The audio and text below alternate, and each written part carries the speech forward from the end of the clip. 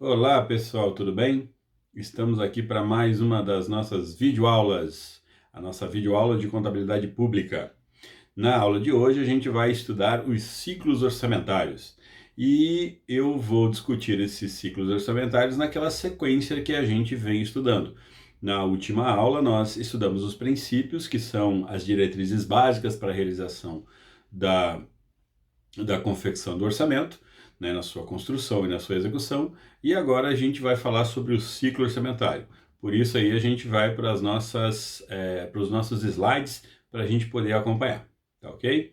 Então tá aí, ciclo orçamentário. Esse ciclo orçamentário, ele não pode ser confundido com o calendário civil, com um ano específico. Ele tem que ser entendido como um período que vai desde o início da confecção do orçamento até a finalização completa de todas as atividades inerentes ao orçamento, tá ok?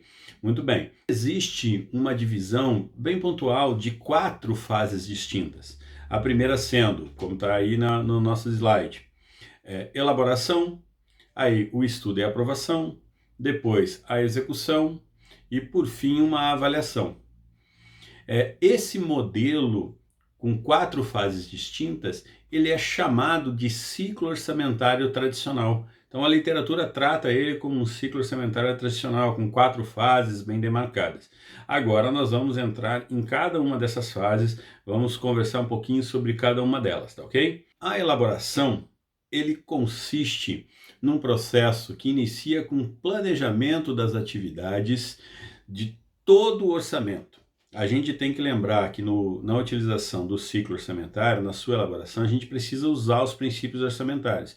Então, na fase da elaboração, a gente vai passar desde o início do planejamento, aplicando todos os princípios, vai fazer a fixação dos objetivos, as diretrizes de ação, por um período que a gente vai utilizar para executar esse orçamento.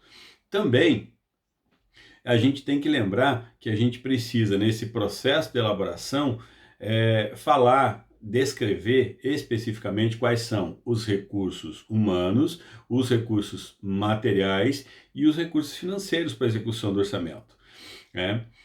Essa elaboração, ela fica a cargo do Poder Executivo. Ele é o responsável por isso. E no final desta fase do ciclo, ele encaminha a proposta que foi elaborada, na fase da elaboração, ela foi finalizada, e ele encaminha, o Poder Executivo encaminha para o Poder Legislativo. Isso em qualquer uma das esferas de governo, tanto faz se é no governo federal, no estadual ou no municipal, esse ciclo vai cumprir os mesmos critérios para as 3 esferas, tá ok? Então, agora nós vamos para a próxima fase, vou novamente para os slides. Nesse nosso slide está dizendo lá, estudo e aprovação. Nesta fase, a responsabilidade de condução dessa fase é do Poder Legislativo. E ele tem que discutir essa proposta orçamentária, analisar a legalidade, analisar os principais pontos dos cumprimentos das leis. A discussão é feita preliminarmente por uma comissão mista, que é formada por deputados federais e por senadores, tá? Isso no governo federal, evidentemente. Após essa discussão, e já durante essa discussão, são iniciadas as fases de elaboração de emendas parlamentares. As emendas parlamentares são valores que os parlamentares eles alocam no orçamento para que eles possam cumprir as finalidades das suas bases eleitorais. Afinal de contas, um parlamentar eleito pelo Paraná, ele vai ter que implementar algumas atividades da política pública aqui no Paraná, então ele vai utilizar as emendas parlamentares. A mesma coisa para os senadores e a mesma coisa com todos os estados. Tá? Então isso é muito importante, essa fase aí onde existe a possibilidade de haver a participação do poder legislativo na construção orçamentária, além de simplesmente aprová-lo, né? Então ele vai fazer o estudo, vai fazer a elaboração e proposta das emendas parlamentares e, por fim, vai fazer a aprovação. O orçamento é aprovado pela votação em Congresso Nacional. Com isso, encerra-se a fase do estudo e aprovação e a gente já pode passar para a fase da execução. E o que é execução? Então, execução é o que a palavra realmente tenta traduzir para nós. Executar, realizar, fazer. Então, a execução, voltando aí para o slide, ela é a fase na qual o orçamento já aprovado e convertido em lei, ele inicia as atividades, certo? Quais são as atividades? Especificamente as atividades de arrecadação das receitas e principalmente a da execução, que é o termo utilizado mesmo, execução da despesa, que é a efetivação de gasto. E tudo isso com a finalidade de concretizar todos os objetivos que estavam previstos, tá ok?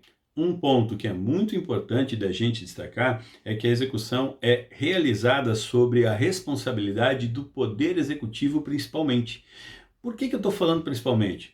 Porque o próprio orçamento ele já vai ter destinações específicas para o Poder Legislativo e o Poder Judiciário. Então, como vocês estão vendo aí agora no slide, esses valores que estão à disposição do Poder Legislativo e do Poder Judiciário são de responsabilidades do próprio Poder.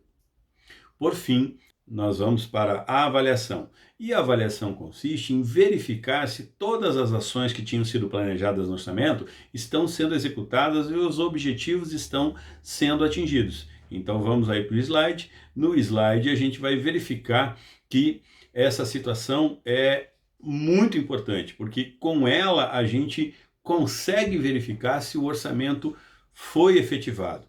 Mas essa verificação ela não pode ser uma verificação estática apenas, né?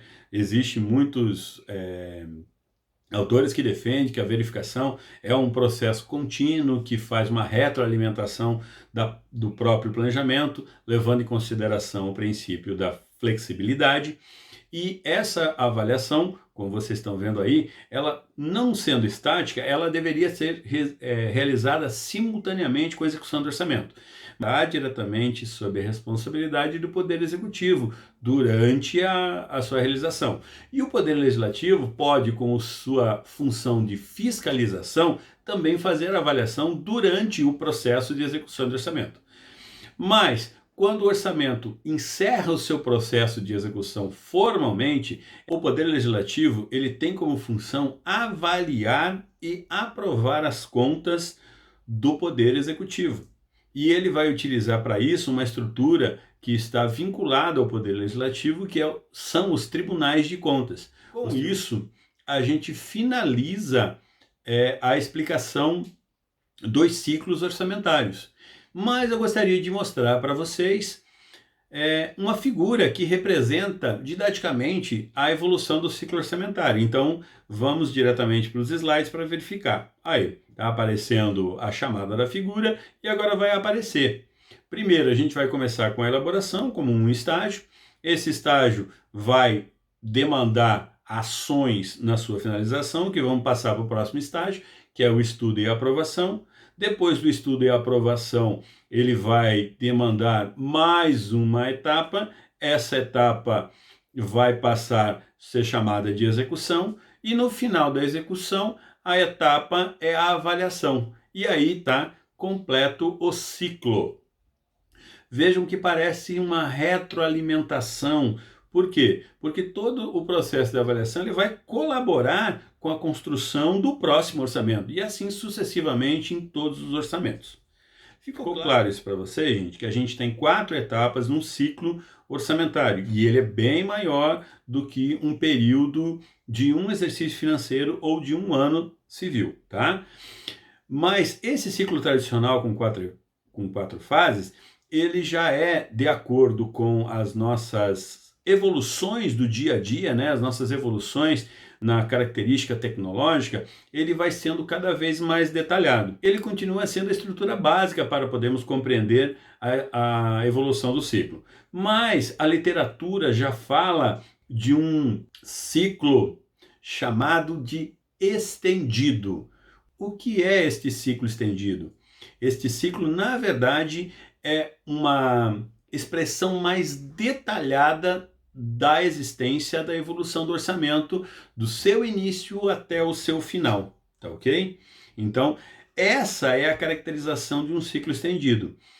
Contudo, eu deixei anotado aí para vocês que o ciclo estendido, ele é geralmente feito, analisado, criado, proposto a partir da utilização das grandes fases do ciclo tradicional.